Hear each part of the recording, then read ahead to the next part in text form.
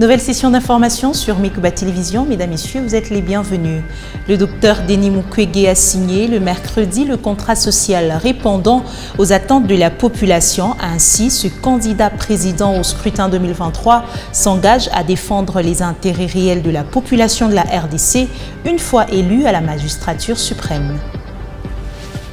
Nous parlerons également des échauffourées entre des jeunes délinquants et les policiers anti-émeutes qui ont eu lieu le mercredi à Mbujimaï. À cet effet, une réunion urgente du Conseil provincial de sécurité s'est tenue au gouvernorat sous la direction de la gouverneure intérimaire. Et puis à Kolwezi, le patron de la mairie, Jacques Massengo Kindele, continue de sensibiliser les candidats députés aux élections de décembre prochain de pouvoir enlever les affiches à caractère électoral. Pour lui, anticiper la campagne est en violation de la loi électorale. Voilà tout pour les titres, mesdames, messieurs. Le développement dans un instant.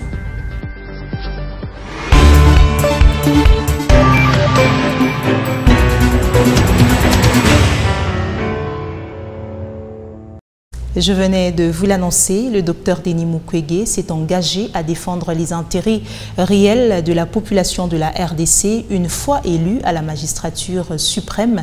C'est dans ce cadre que le prix Nobel de la paix 2018 a signé mercredi le contrat social répondant aux attentes de la population. Il a en outre estimé que la jeunesse doit aller plus loin jusqu'à sanctionner les candidats qui, une fois élus, ne réalisent pas les promesses de leur programme. Regardez.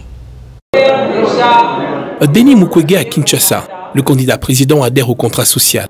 Sa signature ce jour illustre ici son engagement à œuvrer pour la bonne gouvernance, le respect des textes légaux si jamais il est élu président le 20 décembre prochain. Denis Mukwege apportera des réponses aux déshydratats de la population, saluant les efforts des citoyens dans l'organisation des consultations populaires qui ont abouti à la rédaction du contrat social. Le prix Nobel de la paix congolais a appelé la jeunesse congolaise à l'éveil afin d'ouvrir un nouvel horizon à la République. Je suis très heureux d'être parmi vous ici. Je voudrais rendre hommage au CEPAS, à ces animateurs et animatrices qui depuis près de 60 ans œuvrent avec dévouement, rigueur intellectuelle et professionnalisme à l'éveil des consciences de notre peuple et au développement de notre pays. Je voudrais dire à cette jeunesse, nous sommes appelés à travailler ensemble pour faire renaître ce pays et lui retracer un nouvel horizon. Le sein de tous les candidats à la présidentielle et ceux qui aspirent à la gestion de la République est attendu par ce réseau des citoyens en signe de la restauration de la confiance entre la population et ses dirigeants. Nous voulons que nos politiciens apprennent à faire la politique autrement. Nous voulons un leadership politique que j'appelle, moi, un leadership politique sacrificiel, c'est-à-dire qui met les intérêts de cette nation à l'avant, mais aussi les intérêts du peuple. Le peuple qui vous confie cette lourde charge de présider à la destinée de tout le monde. Je lance une fois de plus l'appel à tous les candidats parce que le réseau Pona Congo avec le centre d'études pour l'action sociale, le CEPAS, est derrière aucun candidat. Nous sommes le porteur de voix de chaque Congolais qui se retrouve dans chaque coin de la République démocratique du Congo. Parlons à présent du déploiement des troupes de la SADC qui ne sera qu'une question de semaines selon plusieurs officiels congolais. On dit qu'ils ajoutent que 3 pays de la région contributeurs de troupes se sont annoncés, l'Afrique du Sud, le Malawi et la Tanzanie. L'Angola pourra pour sa part rester sur sa première position. Envoyer des militaires dans l'est de la RDC, mais pour assurer le cantonnement des rebelles du M23. Quand celui-ci sera effectif, le sommet de ce samedi doit permettre de fixer les dernières modalités après plusieurs rencontres au niveau des chefs d'état-major et des ministres.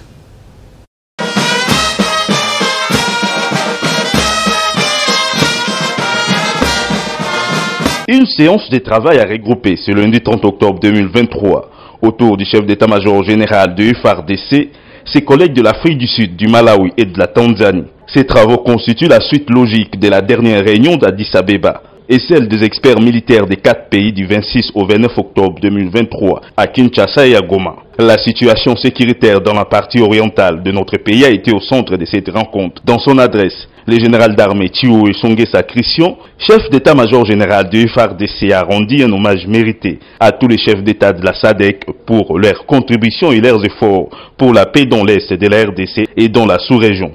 À Monsieur le Président de la République démocratique du Congo, son Excellence Félix Antoine Tshisekedi Tshilombo, pour leur volonté manifeste de contribuer une fois de plus aux efforts de rétablissement de la paix et de la sécurité dans la sous-région et plus particulièrement en République démocratique du Congo, où sa partie Est fait face à l'agression de l'armée rwandaise sous couvert des terroristes du M23. C'est dans ce cadre que je salue chaleureusement votre présence à Kinshasa et en profite pour vous souhaiter la bienvenue et un bon séjour pendant toute la durée des travaux. Les présents travaux font suite à la réunion à huis clos de chefs de défense des États qui ont souscrit à la contribution des troupes de la mission de la SADC en République démocratique du Congo. Tenu le 3 octobre 2023 à Addis Abeba, en marge de la réunion du sous-comité inter-État de défense et sécurité de la SADC. C'est dans ce contexte que se sont tenus respectivement à Kinshasa et Goma du 26 au 29 octobre 2023 les travaux des experts militaires des 4 pays subventionnés. C'est dans ce Les journalistes en danger, une structure d'assistance et d'accompagnement des journalistes a publié son rapport sur les cas de violence et attaques faites aux professionnels des médias durant l'année 2023. Plus de 160 cas d'arrestation et 5 journalistes tués. C'est le bilan donné par GED. Olivier Cavon nous signe ce reportage. L'ONG GED considère que la sécurité de journalistes est l'une des clés essentielles pour assurer un processus électoral fiable et transparent. Mais la réalité est tout autre sur le terrain. Le rapport de 2023 de journalistes en danger, GED, intitulé « Bilan de la liberté de la presse sous le premier mandat de Félix-Antoine Tshisekedi Tshilombo ». Plus ou moins 523 cas d'attaques diverses contre la presse ont été enregistrés durant cette période, dont 5 journalistes tués, 160 cas d'arrestation de journalistes, 130 journalistes et professionnels des médias victimes des menaces ou violences physiques et 123 médias attaqués, fermés ou des émissions interdites, dit le rapport.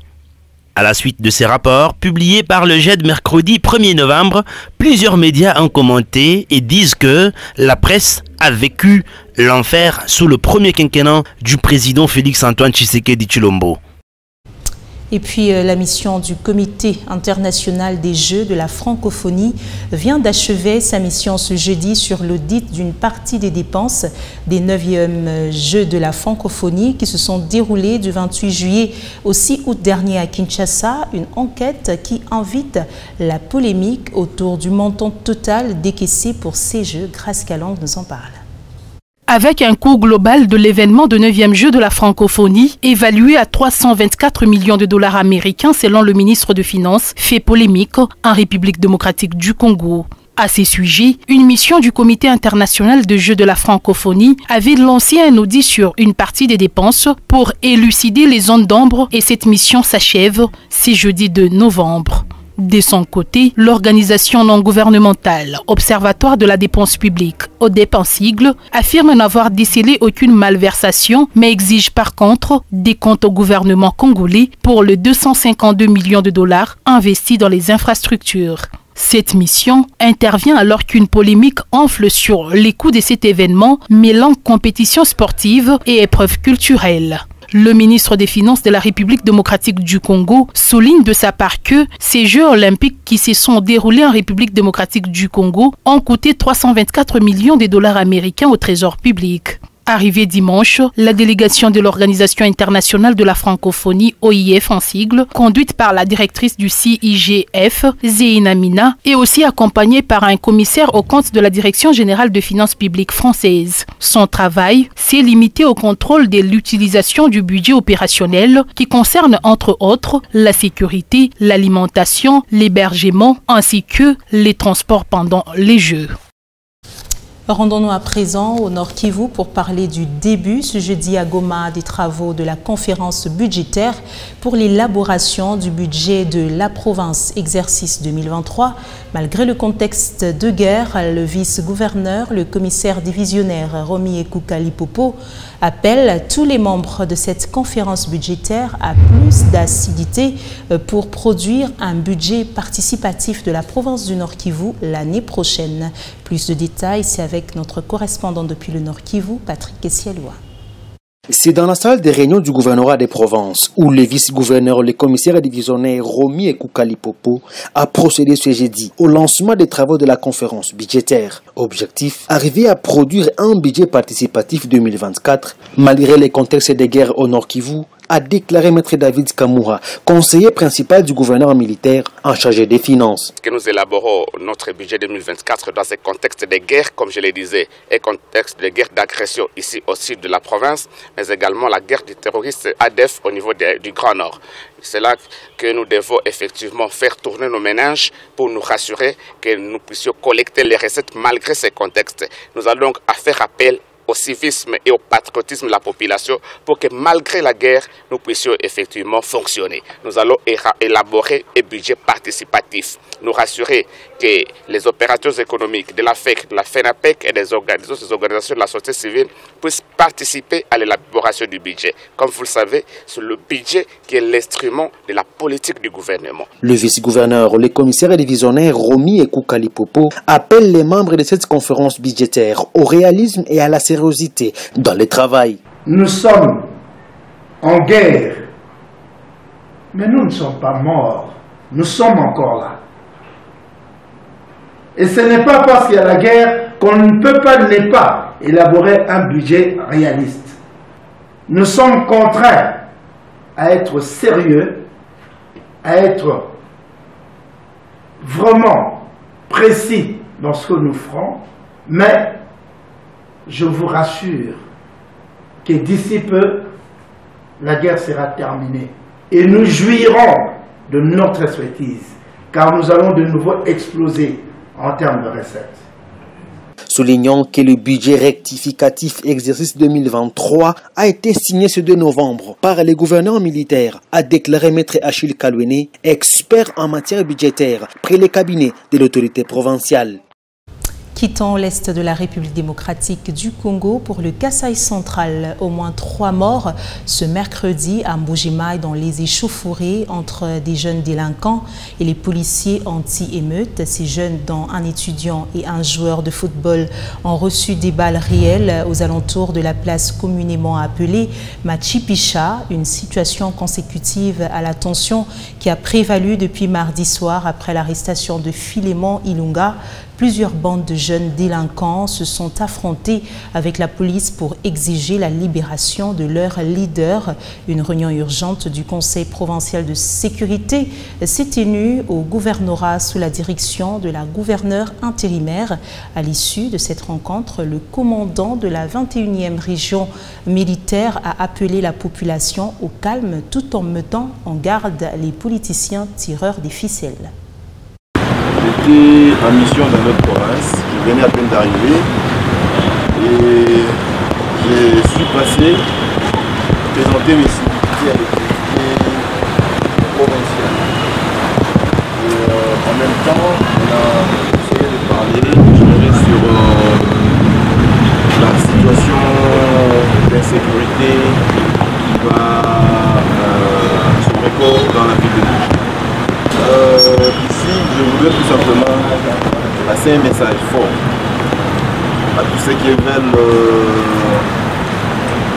troubler la paix et l'ordre public, à ceux qui sont derrière certains hommes politiques qui veulent amener des gens dans la ville. nous sommes en train d'arriver à une période très capitale. Les élections qui vont être faites d'ici le mois de décembre. Je lance un message à tous les politiciens qui veulent troubler l'ordre public, à toute personne qui veut amener le désordre dans la ville de Mbuji-Mayi et partout dans la zone sous notre responsabilité, que c'est lui qu'on va mettre la main sur lui, il doit faire la prison. Et pas ici, il ira à Angenga. Nous sommes là pour protéger la population, pour sécuriser tout le monde. Et tous ceux qui pensent qu'ils veulent ou qui sont derrière les hommes politiques qui veulent ramener les désordres dans la ville, moi je suis derrière eux. Ils vont porter sur leurs épaules. C'était le général John Tshibangou, commandant de la 21e région militaire, dont les propos ont été recueillis par notre correspondant Soleil Toumba Moufika. Autre chose, en province, une forte équipe des inspecteurs ainsi que la brigade d'assainissement de la mairie de Kolwezi, conduite par le percepteur principal de l'hôtel de ville, est passée à une vitesse de croisière de l'opération de recouvrement forcé des taxes urbaines, de l'assainissement et le recensement dans les grands axes de la ville de Kolwezi. Les détails, c'est dans ce reportage. Et recouvrement forcé des taxes urbaines sur l'assainissement et recensement dans la ville de Kolwezi. C'est jeudi 2 novembre 2023. Les inspecteurs de la mairie de Kolwezi et la brigade d'assainissement ont procédé à la fermeture de plusieurs magasins et établissements commerciaux de la ville chère à Maître Jacques Masengo Kindele, non à règle de paiement de ces taxes. Cette forte équipe, conduite par les percepteurs principaux de l'hôtel de ville de Kolwezi, Alain Yaf Mutombo, a débuté cette opération de grande envergure par les boulevards Laurent Désiré Kabila. Ici, un établissement commercial appartenant à un sujet chinois a été scellé faute de preuves de paiement. Par la suite, l'équipe a pris la direction du rond-point de l'Indépendance. Les supermarchés se trouvant sur cet axe a subi les mêmes exercices. Certains ont voulu faire la tête dure. Ils ont été appréhendés par les éléments de la police. L'objectif de cette opération musclée de recouvrement forcé témoigne de la ferme détermination du premier citoyen de la ville, Maître Jacques Masengo Kindele, d'apprendre à ses administrés la culture fiscale. Les percepteurs principaux de la mairie de Kolwezi réitèrent encore une fois la décision prise par l'autorité urbaine, celle d'inviter les opérateurs économiques et établissements commerciaux de sa juridiction à s'acquitter de leurs devoirs fiscaux pour donner à la mairie de Kolwezi les moyens de sa bonne politique.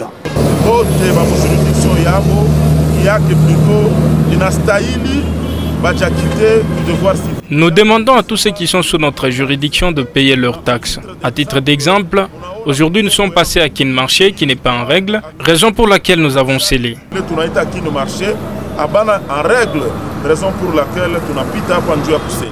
L'opération s'est poursuivie dans d'autres coins stratégiques de la ville de Kolwezi, comme par exemple les ronds-points Mwangeji, Arcadia et les centres-villes commerciales de Kolwezi. Les récalcitrants sont soumis à de fortes sanctions, a-t-il martelé. Loi yetu ya nomenclature à son article 3. Notre loi dans sa nomenclature et dans son article 3 stipule que toute personne qui n'est pas en principe en règle doit payer avec pénalité. Après avoir payé avec l'autorisation de la mairie, là nous allons passer pour déceler. L'opération de recouvrement forcé lancée par la mairie de Kolwezi sous l'impulsion de l'autorité urbaine Maître Jacques Masengo Kindele va se poursuivre dans les prochains jours avec comme objectif d'insinuer la culture fiscale dans les chefs de la population. Je voulais annoncer au sommaire, dans un communiqué officiel du maire de Kolwezi, l'autorité urbaine a porté à la connaissance des candidats députés aux élections de décembre prochain de pouvoir enlever les affiches à caractère électoral.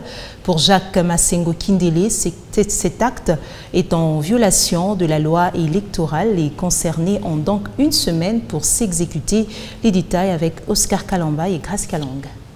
C'est dans le but de rester dans l'impartialité que ce communiqué de l'hôtel de ville de Kolwezi a été signé par le maire de Kolwezi. À différents points stratégiques de la ville, certaines affiches assimilées à la campagne électorale sont visibles. Le maire Jacques Masengo veut à ce stade faire respecter les prescrits légaux. Nous avons pris ces communiqués-là pour les appeler, les faire revenir à la raison, en les invitant, chacun, à ce qui les concerne, de retirer toutes ces affiches qui ont un caractère électoral.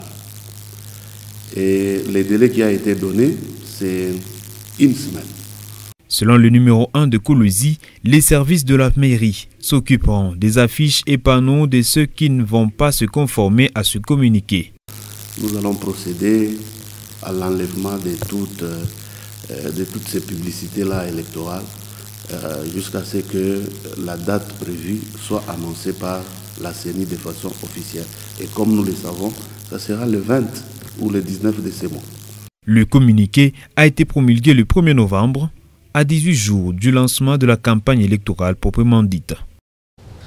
L'Union pour la nation congolaise, UNC, Fédération du Lualaba, parti politique cher à Vital Kamerhe, était ce dimanche à Fongoromé dans une matinée politique. Selon l'interfédéral Christian Massoudi, il est temps de réarmer les troupes pour mieux affronter les élections de décembre. À cette rencontre, les candidats aux différents niveaux ont été présentés. Dorsin et Pimouteb étaient sur place.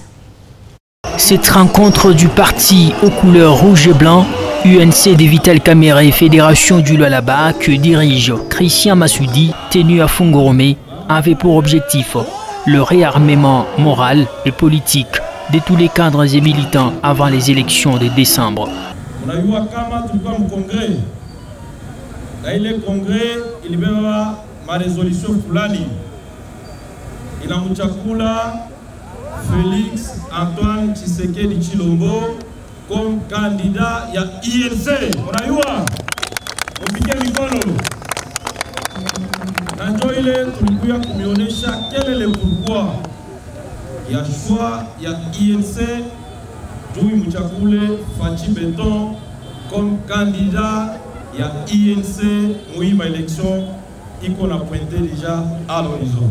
Christian Massoudi, numéro 1 de l'UNC Lualaba, a rappelé l'objectif du parti à ce scrutin, qui est celui d'avoir plus de 150 députés. Vous êtes sans ignorer que notre hiérarchie, le secrétaire général du Kambale, il nous a lancé un défi, et celui de donner au parti 150 députés.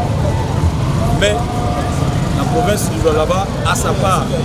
Chaque territoire qui constitue la circonscription électorale ne peut que donner au parti plus ou moins, par rapport à notre vision de la fédération, plus ou moins un député au niveau national,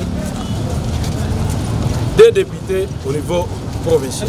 Il était vraiment impérieux que nous puissions entamer une marathon afin de réarmer politiquement et moralement les militants et cadres de notre interfédération.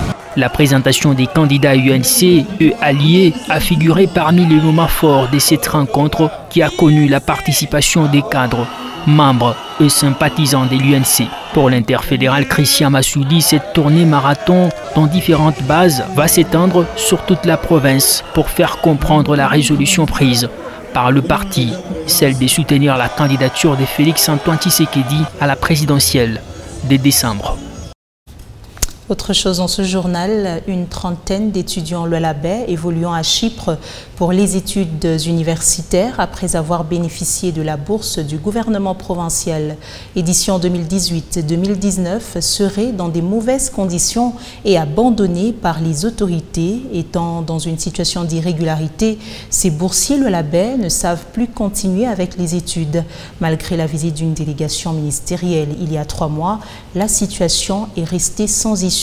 Par contre, elle s'est dégradée davantage. Vivant dans l'illégalité, 2 d'entre les boursiers arrêtés ont été rapatriés au pays. À ce sujet, le député national Justin Kassongo a saisi l'Assemblée nationale. Depuis Chypre, les boursiers lualabais ont fait entendre leur désolation. Suivez. Enfants et étudiants du Lualaba vivant à Chypre. Au nombre d'une trentaine, 1 année et 6 mois après, nous avons subi et vécu des moments sombres que mon âme ne cesse de repasser dans mon esprit. Nous étions chassés de nos domiciles à l'université, justement parce que notre province, le Lualaba, n'avait pas encore envoyé le fonds nécessaire en vue de notre encadrement. La situation a été vite résolue après notre révolte. La province a réagi conséquemment et à l'immédiat, le fonds nous ont été envoyés. Mais depuis cette expérience, c'est devenu notre quotidien pendant 4 ans. Pour être bref, nous avons carrément passé une année sans étudier et nous sommes sans permis de résidence depuis lors, restant à la maison sans rien faire et par malheur, 2 d'entre nous ont été arrêtés puis rapatriés au pays et 3 d'entre nous ont connu de problèmes graves de santé. Mais nous ne savions quoi faire parce que notre province, la province pilote, nous avait laissé pendant un long moment sans contact. Il y a 3 mois de cela que la province a dépêché la délégation du ministre de l'Éducation afin de venir effectuer un état de lieux. Mais malheureusement, rien n'a été sorti de cette réunion. Venant à Chypre, la délégation nous a apporté des paroles et elle nous a promis des paroles sans pour autant les accomplir. Certains d'entre nous sont aux abois, sans abri, parce que nous avons été renvoyés de nos domiciles et nous vivons dans des conditions inhumaines. C'est un pays étranger et le capitalisme est encore d'actualité ici.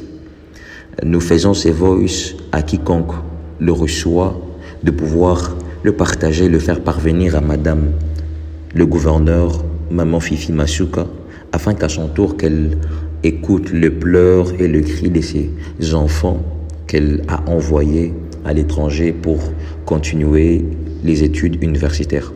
Il nous reste pratiquement 1 année et 6 mois, soit 2 ans, pour que nous tous, que nous puissions finir complètement nos études. Nous demandons à la province de bien vouloir nous assister, de bien vouloir se souvenir de nous. Revenons en province, le chef Éloi Ngouba, autorité coutumière du village éponyme, a lancé le 1er novembre un cri d'alarme aux autorités de la province du Lualaba à cause des difficultés qui gangrènent son entité, parmi lesquelles l'insécurité, les conflits fonciers, le manque d'intrants et bien d'autres difficultés. Les détails, c'est dans ce reportage. Ces derniers jours, des corps sans vie sont retrouvés dans cette communauté. À en croire Éloi Ngouba, à côté de cela, d'autres difficultés freinent le développement du village. Par rapport à l'activité des champs, la communauté rencontre de grandes difficultés. La première grande difficulté, ce sont les activités de grands cultivateurs qui pratiquement ont tendance d'avaler tous les terres arables à la perte de ceux qui ont des petits champs. D'autres difficultés, c'est la période que nous sommes en train de traverser. Ça devient une période, je ne sais pas, une période de turbulence où il y a des enlèvements de personnes, des enfants. On va parler de l'insécurité aussi. L'insécurité aussi, oui, puisque nous avons connu quand même des pertes de personnes en vie humaine. Ce 8e chef coutumier du village Ngouba demande l'intervention des autorités pour élever ces défis. Faisons aussi appel à l'autorité sécuritaire pour vraiment nous prêter la main forte afin que ce type de vandalisme puisse aussi cesser. Et c'est une occasion devant la radio Mikuba de lancer cet appel à ma province d'abord, qu'elle nous tienne compagnie.